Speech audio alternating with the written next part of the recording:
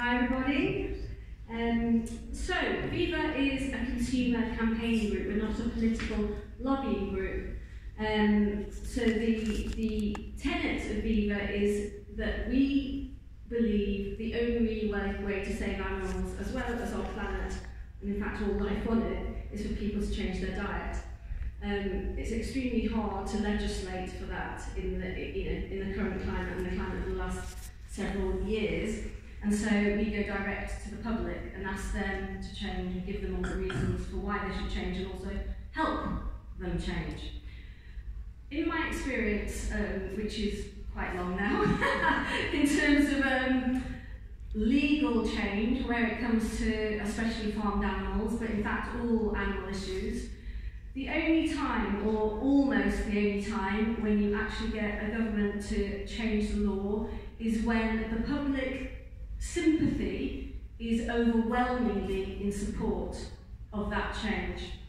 So what I'm saying really is that politicians tend to almost always follow public opinion. They are not our leaders, they are the followers. So they have to be absolutely convinced that the public wants this change to happen. There are exceptions, there are always exceptions, but largely that is true. And so what you're looking at is a collaboration between different organisations, whether they be national or local, preferably both of course, with people with different specialisms and expertise. So you have groups who are specialised in consumer campaigning like Viva, working alongside who specialise in political lobbying. Because it's not about one or the other, it's about both of them working together. And I just thought I'd give you an example of that, considering it's pretty topical. It took, 5 decades for live exports in the UK to be banned. That's a long time, but it happened. All kinds of people came together through those 5 decades to make this happen. It wasn't just about political lobbying by any stretch of the imagination. It only got to that point when changes in the law were thought about, when it was actually overwhelmingly obvious that the British public were in favour of that ban. So the tactics that would have included from Viva's perspective was actually going to Italy and investigating what happened to those calves when they arrived at their destination, how they were treated for veal.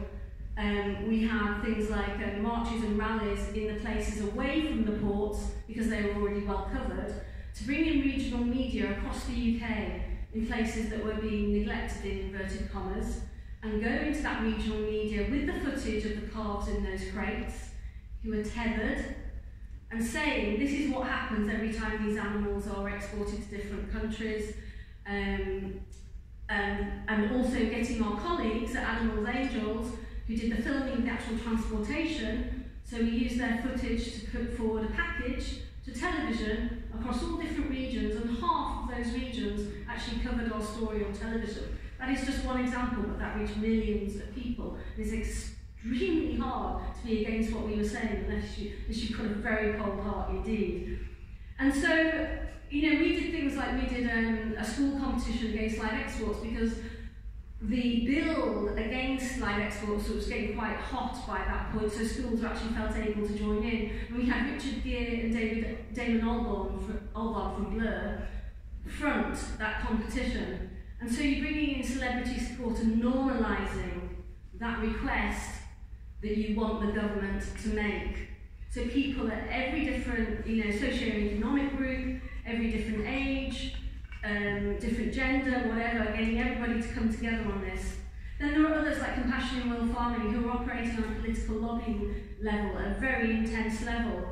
And then, really importantly, people were setting up local groups that were just springing up, and they sprung up specifically to fight live exports. So people are out at the ports actually doing that campaigning.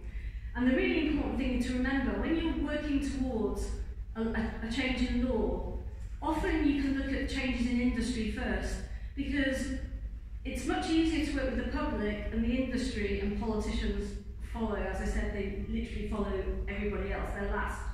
So in terms of the industry, with live exports, we were targeting the actual companies who were transporting those animals, the ferry companies, Coventry Airport, who's flying the cars, and they all fell one by one because they were targeted in what I call consumer campaigning, which is what I am most familiar with and which Viva does well.